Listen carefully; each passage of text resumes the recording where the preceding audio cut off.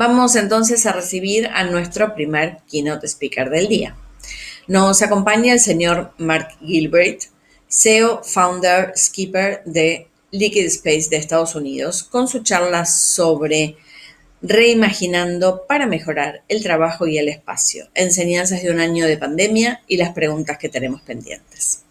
Mark será presentado y acompañado para las preguntas que deseen realizar por el señor José Luis Sánchez Concha, CEO y founder de New Work, Costa Rica. José Luis lleva más de 20 años como asesor de estrategias de diseño y consultoría inmobiliaria, respondiendo a las preguntas difíciles de sus clientes, creando soluciones innovadoras a los problemas y cambiando nuestro punto de vista sobre cómo, cuándo y dónde trabajar. Como líder de estrategia de espacios de trabajo, ha dirigido equipos multidisciplinarios en proyectos en más de 30 países y se ha desempeñado en roles regionales en América Latina y EMEA antes de fundar New Work. José Luis es peruano, casado con una bella peruana y tiene 3 hijos, ninguno nacido en Perú. Es arquitecto por la Universidad Ricardo Palma, cuenta con una maestría en gestión inmobiliaria por la Universidad Politécnica de Madrid, es máster en Corporate Real Estate por Tenant Global. Mark, José Luis, bienvenidos. Gracias, Debbie, buenos días. Y gracias a Inversión Inmobiliaria y a toda la organización de The Office Tenant Week por este día, Debbie, siendo el día final. Creo que es apropiado darles la enhorabuena. Hasta el momento ha sido un evento fantástico. He podido participar en varias de las charlas, no en todas las que hubiera querido, y ha estado súper bien. Hoy cerramos el día y los keynotes con broche de oro. Yo estoy muy emocionado de presentar a mi amigo Mark Gilbreath, a quien conozco hace muchos años y que estoy muy contento de que nos acompañe hoy. Mark, como ya comentó Debbie, es el fundador y el CEO de LiquidSpace. LiquidSpace es la primera y única plataforma de gestión de lo que Mark llama Work from Anywhere o trabajar desde cualquier lugar en la industria, que permite a las empresas darle a los empleados la capacidad de que trabajen desde cualquier lugar, además de la oficina y de la casa. Mark es un veterano de Silicon Valley y él empezó su carrera en la industria de los semiconductores hacia finales de los 80 y luego empezó a trabajar y fundando y operando diferentes empresas de tecnología y de real estate que terminaron en este proyecto de LiquidSpace, que ya tiene unos años y que Mark nos va a contar ahora de qué se trata. Él también es miembro del directorio del Global Workplace Association, que es un foro alrededor de temas relacionados a la economía de la oficina flexible. También es parte del directorio de Relogics, una plataforma de análisis de datos de espacios de trabajo. Adicional, Mark es fanático de andar en bicicleta y me voy a pasar ahora a darle la bienvenida. Gracias a todos por participar. Mark, hi, my friend, good morning. Thank you so much for joining us today. It is my great pleasure, Jose Luis. Thank you. Listen, and I was just reading through your biography. I still remember we met a few years back in Europe. We were talking about that the other day, trying to figure out which event, because you've been part of many different events. And I always tell this story. I remember hearing you when LiquidSpace was very recently founded. And I was very impressed on your views on the future of the real estate industry and work. And I know we are going on that. We are living through a very important change. I'm personally very excited about what's coming. I wanted to hear your opinion on this that we are living right now. Yes, well, when we met, Jose Luis, maybe 8 years ago, LiquidSpace and I would stand on stage at Cornet or the Urban Land Institute or at WorkTech, and I would say these things that for most people in the audience were maybe terrifying or considered impossible. I was suggesting that employees at companies should have the right to choose how and where they work, that they could better decide what the perfect workplace was for them personally than a corporate real estate leader might be able to decide for them. And those ideas seemed very radical in 2011 and 2012. but now we've all endured an extraordinary period in history when I think most of us, probably nearly everybody on this call today, has learned how to work from someplace other than a traditional office. And for most people, that's probably their home, their kitchen, a coffee shop down the street.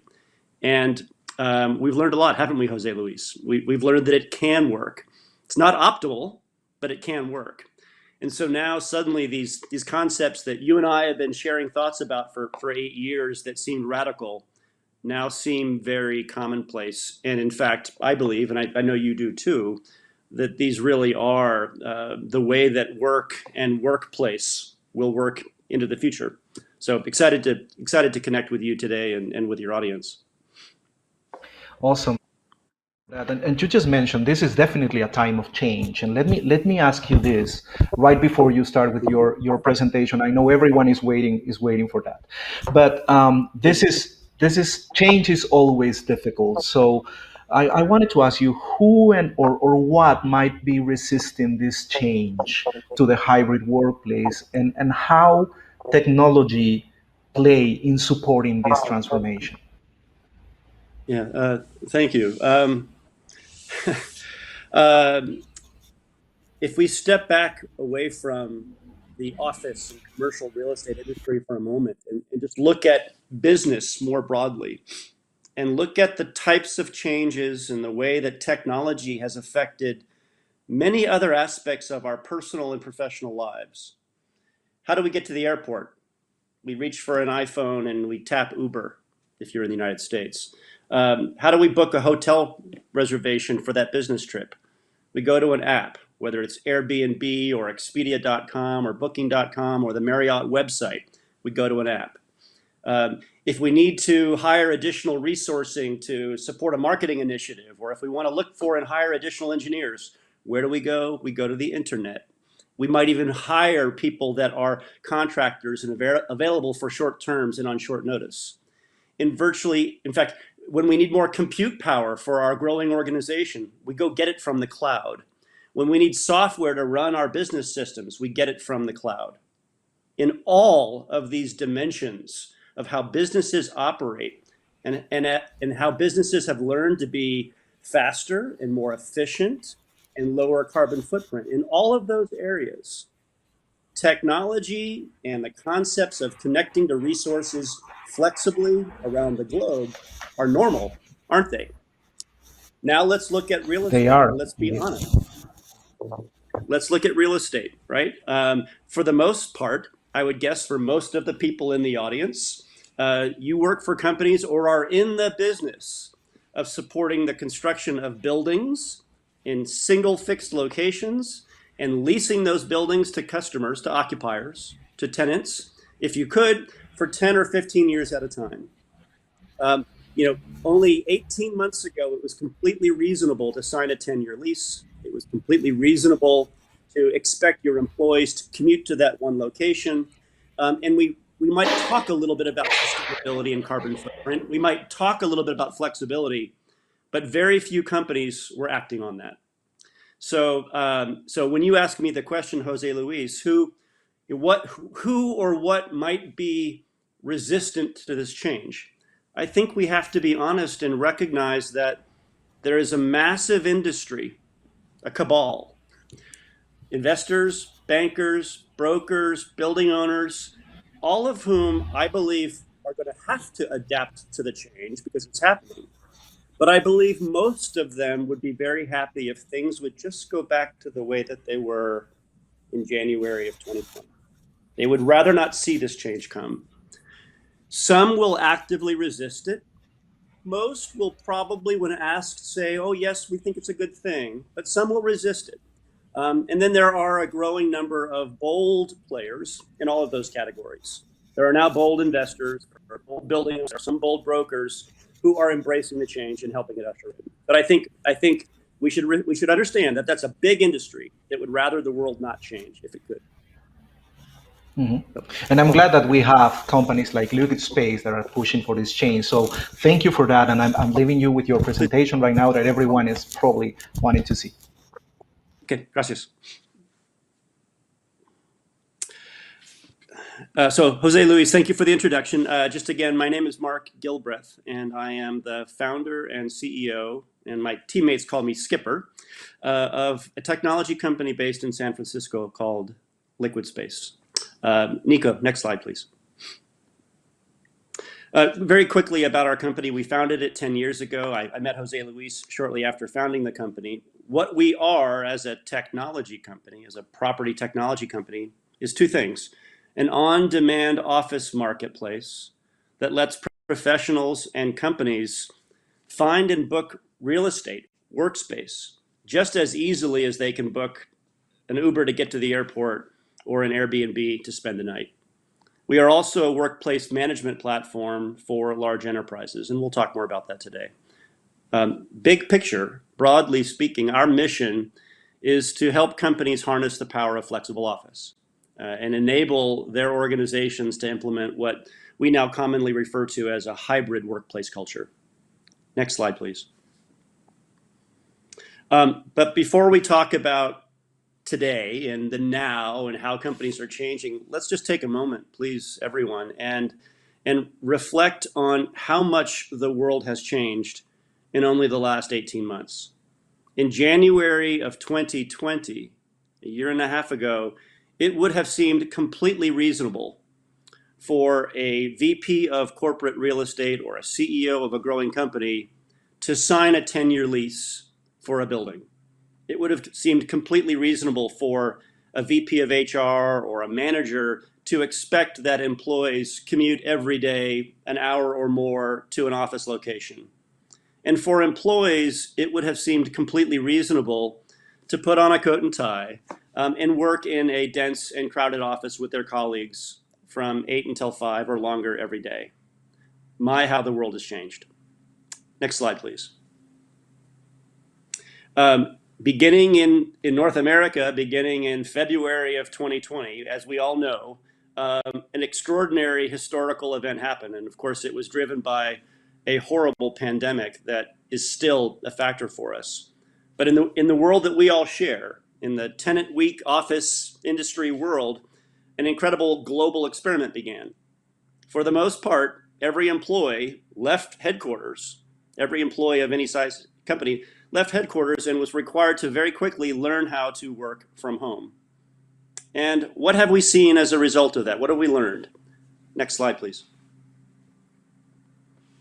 In the wake of that experiment, in fact, within a month or two of the beginning of COVID, we began to hear the announcements from companies in virtually every industry announcing that they were forming new strategies with regards to workplace and with regards to their culture.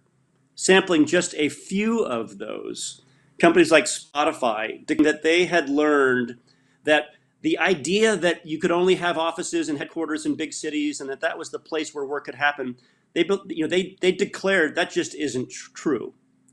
They are going to embrace working from anywhere. VMware, a division of Dell Computer, declaring that they are now going to, as a policy, empower their team to be able to work from any location that accelerates their productivity, whether that is home, a co-working space down the street, a hub location, or a headquarters.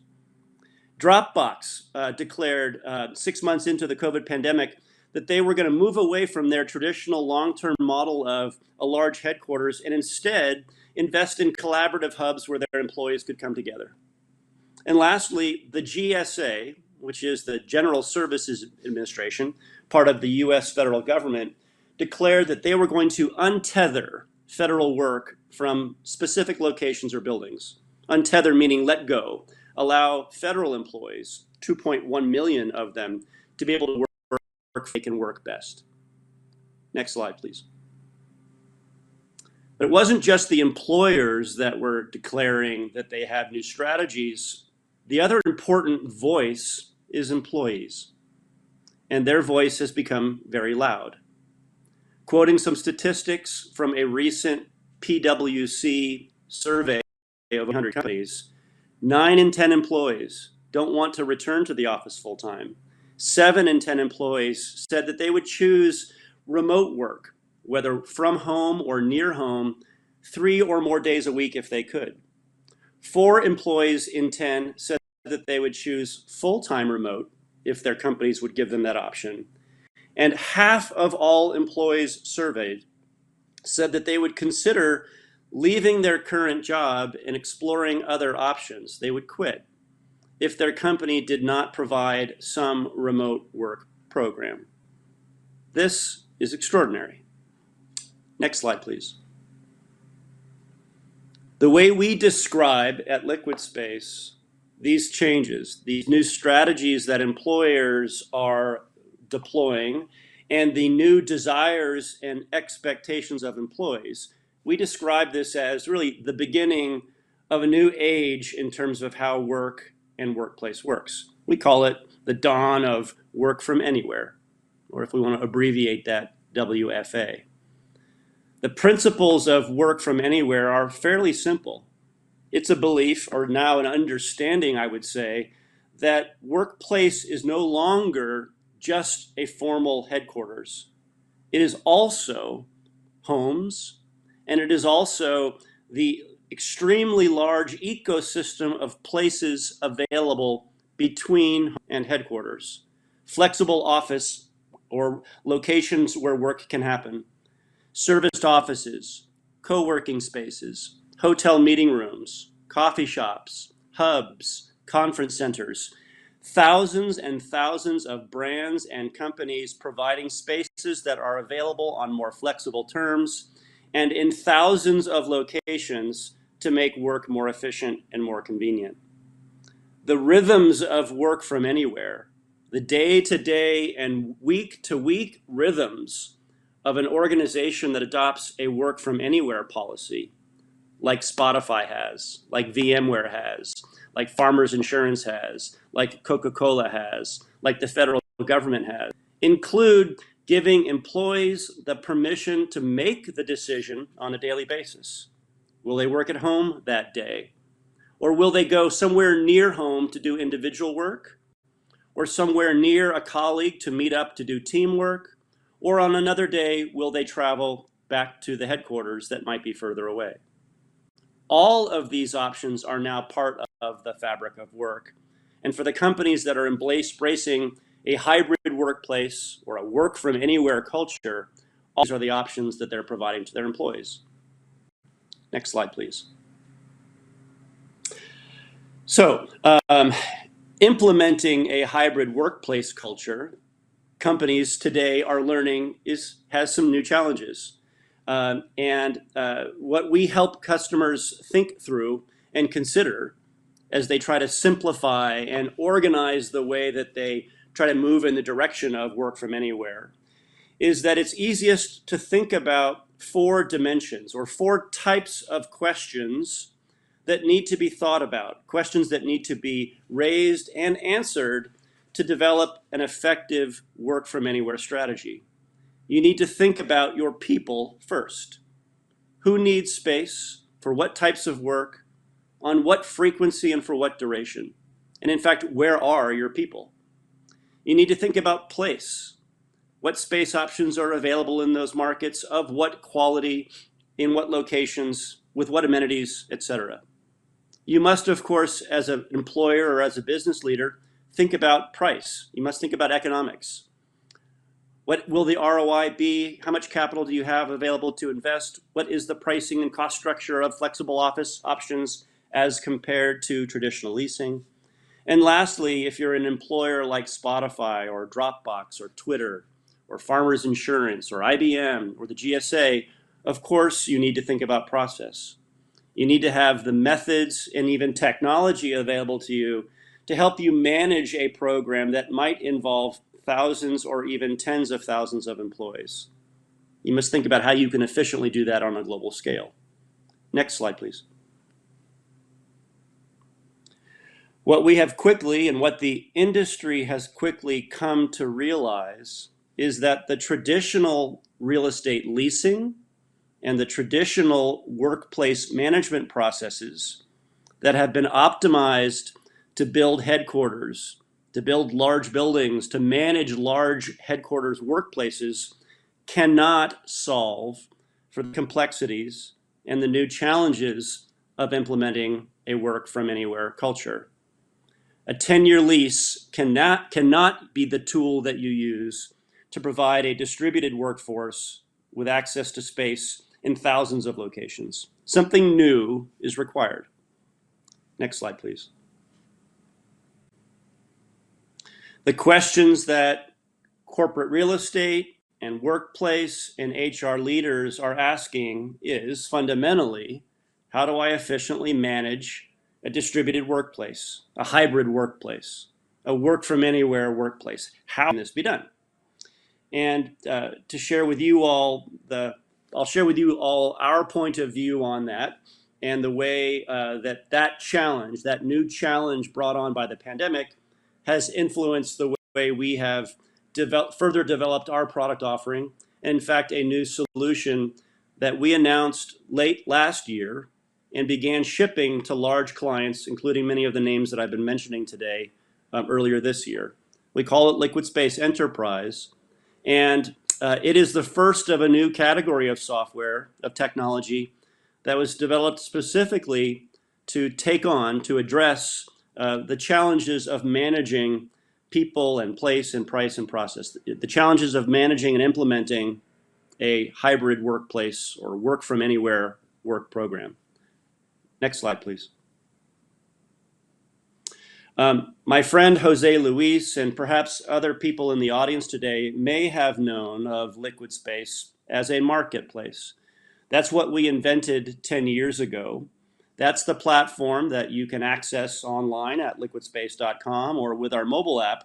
But as a marketplace, it does many of the same things that a tool like Airbnb does if you want to spend the night somewhere.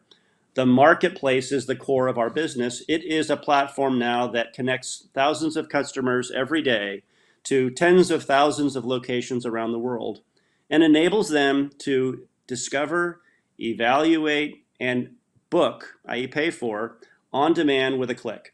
Whether it's a meeting room for an hour, an office for a day, a team space for a month, or a larger location for multiple years, online with a click. This is the foundation that we had developed and scaled for the past 10 years. And as I mentioned to Jose Luis, this is the concept that was perhaps dismissed when we first launched 10 years ago, or was viewed as a threat by some of the establishment that would wish that the world didn't change. We built on this piece with a new capability set that we've developed for enterprises. Nico, next slide, please. The new piece that we've brought out and announced last year that is enjoying incredible adoption in the market is a new tool that we call LiquidSpace Workplace Manager. Together with our marketplace platform, Workplace Manager lets larger organizations that are looking to implement workplace, it allows them to do so at scale. It's the new tool that's needed to address a situation where you may have thousands of employees in many new locations distributed around the world, for whom you want to provide the ability for employees to be able to book space on demand, where they need it, when they need it, but under your control. Workplace Manager allows companies like AT&T and Genentech and Spotify to be able to organize their employees into teams, to define controls in terms of spending amounts, to be able to curate and control what property locations and what quality levels their employees are able to see in the spaces that they can book. And perhaps most importantly, it also provides companies with the ability to see data and to learn and have insights around how their employees are working, where they are working, and what the new patterns of workplace are. Next slide, please. So with new tools such as this that the pandemic has inspired, and with companies beginning to embrace platforms like this, companies around the world embracing the idea of flexible office as part of how they will re-implement their workplace program, and as companies beginning to launch those programs, what questions remain? If we have learned from the pandemic that the future of workplace is going to be different, if we have learned from the pandemic that the future of workplace is going to be more flexible, is going to be more sustainable, is going to be more distributed, What do we not know yet? What questions still remain? Nico, next slide, please. A fundamental question for most companies in competitive markets today is, okay, in this new workplace world, how will I attract and retain great employees? Now, I'm not going to answer these questions yet, but I want to pose these as open questions that companies are looking to answer. And Jose Luis, perhaps you and I can talk a little bit about this when I wrap up here in a moment. But this question certainly is fundamental to every company that's growing. How and where do I get the best people? Next slide. Where will they choose to live? Only 18 months ago, if my company was headquartered in Mexico City or Buenos Aires or San Jose in Costa Rica, I would just assume that my employees would live in those cities because I was assuming that they would come to my headquarters. But now, only 18 months later, as a company, I'm probably thinking I can hire people anywhere, but I don't know yet who I'm going to hire. I really don't know what my workplace is going to be or where they're going to be. Next slide, please. Another question that can't be answered yet is, when I hire that employee somewhere in the world, what spaces will they individually need to thrive? We know from history and from countless studies that the types of environments that are appropriate for a specific individual will vary from person to person. In fact, the types of spaces that are needed will vary person to person and task to task. So one of the open questions for every company is, where will I hire people and what spaces will they need? We can only find out as we go into the future. Next slide. A concern that many companies have, and one of the arguments that the establishment raises as they try to encourage the world to simply go back to the inefficient and unsustainable model that 18 months ago is, how can we maintain our culture? If we allow employees to be able to work from anywhere, if they aren't coming to the office, how can we possibly maintain our culture?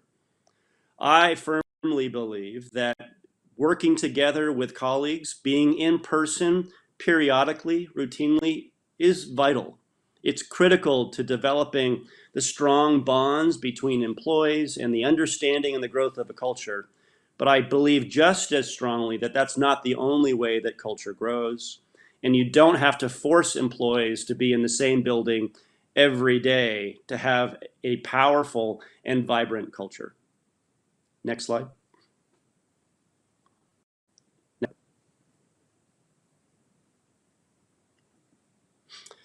As companies begin to lean into allowing their employees to work, real estate leaders and workplace strategy leaders and HR leaders will be asking the question, well, how much in-person interaction is needed? Now that I'm beginning to get comfortable with the idea of giving Jose Luis the option to work where he wants on a given day, but I also know that I want him to work with his colleagues sometime. Much. What should the rules be? What should the guidelines be? That's an open question. Next slide. Zooming out for a moment before we conclude, what I can share with you from El Norte, from the U.S. and from the work that we're doing with hundreds and hundreds of large companies, I can tell you very confidently now that these ideas that we've been speaking about here for the last half an hour or so are not simply concepts that are being implemented by small or radical or progressive startup companies in San Francisco. These are concepts that are being implemented by companies in virtually every industry. We now believe that the majority, the vast majority, 80+% of every company will be implementing some form of more progressive and more flexible workplace program. Just last week, the largest in the US government, announced their program to adopt these very same principles. About 5 years ago, under the Obama administration, the concept of a total workplace program was launched, and it had bold stated objectives. They wanted to improve the productivity of federal workers. They wanted to reduce the carbon footprint of the corporate real estate that the US government owns, which, by the way, is the largest occupier portfolio in the world. They wanted to include the diversity and inclusiveness of workplace options for their employees. and they also wanted to reduce cost.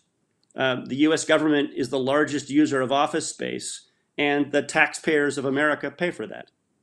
Last Wednesday, the GSA, which is the procurement arm of the federal government, announced that they had awarded contracts to 5 organizations to provide flexible co-working services to government employees to improve productivity, to improve sustainability and reduce carbon footprint, to increase diversity and to reduce cost. I'm thrilled that LiquidSpace is one of those 5 companies, along with WeWork and Expansive, a co-working brand, The Yard, and DeskPass.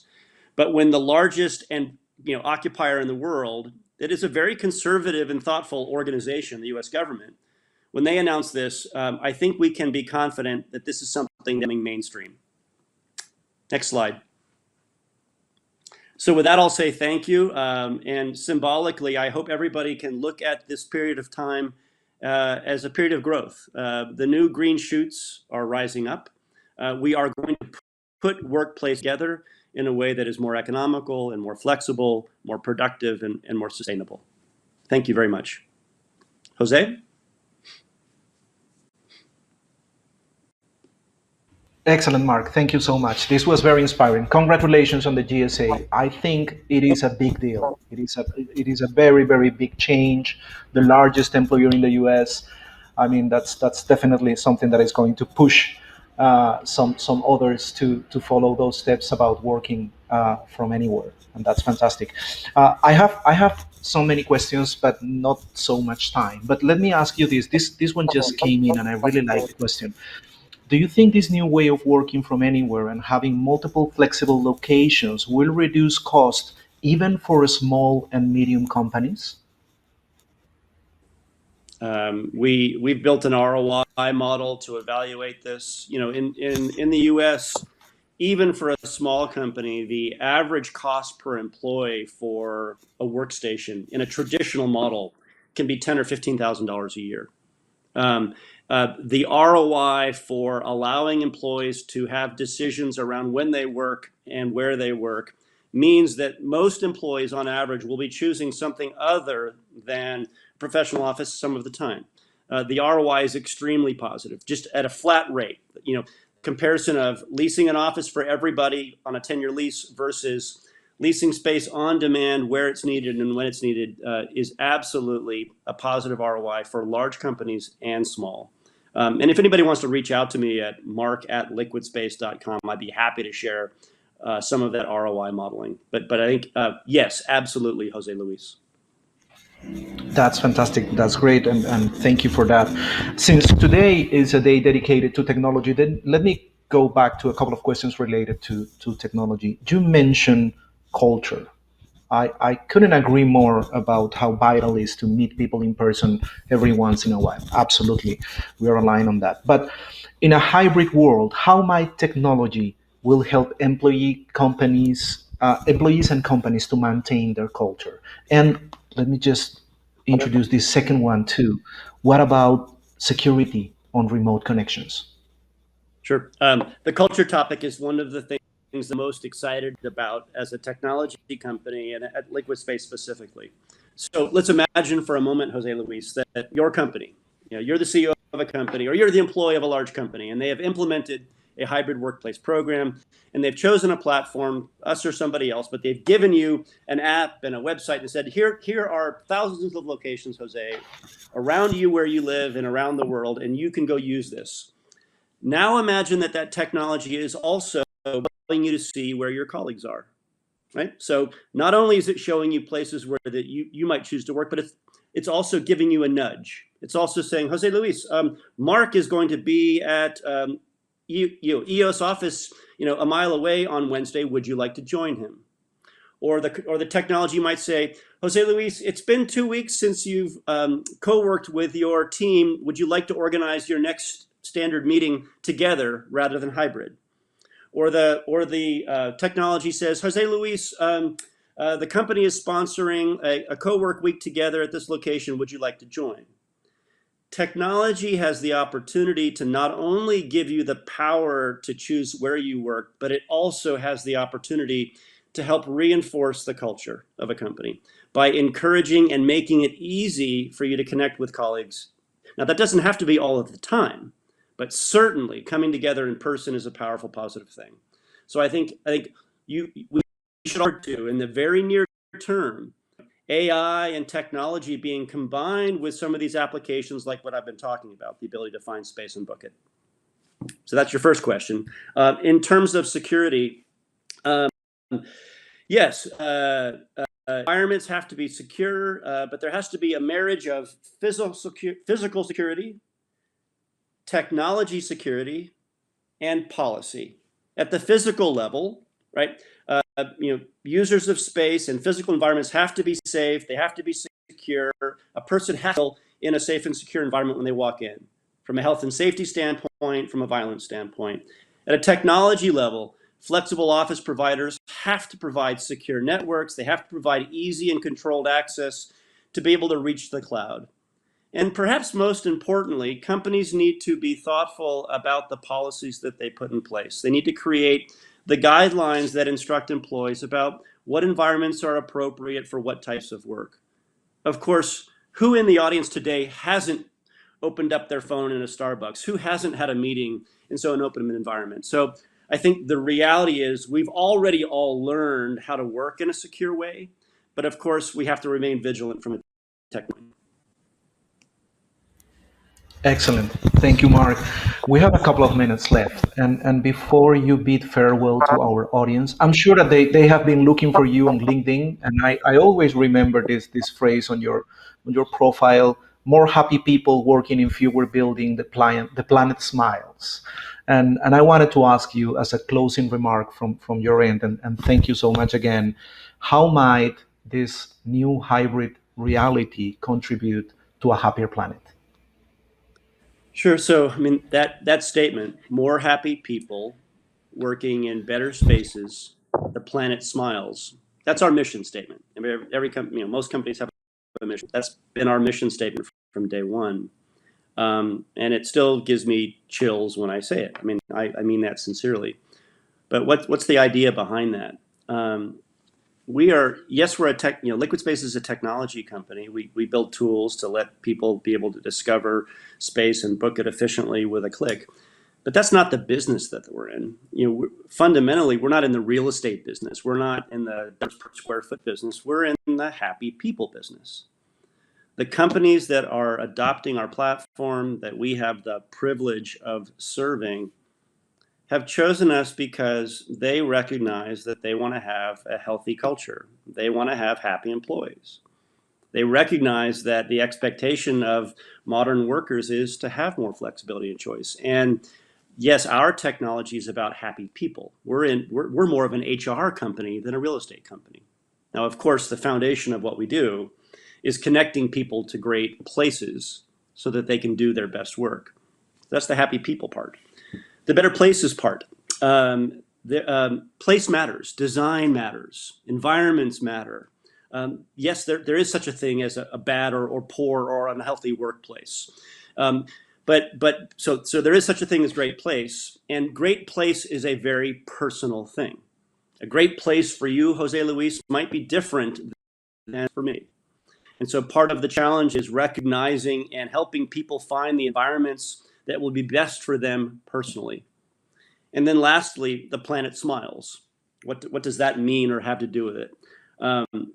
While we are all today appropriately and understandably distracted by a horrible global pandemic that has cost far too many lives and hurt far too many of us economically, I believe, and our company was based on a belief that the overarching, more critical issue is sustainability. We're on a warming planet, and our planet is covered by more buildings than we need that are sitting empty much of the time.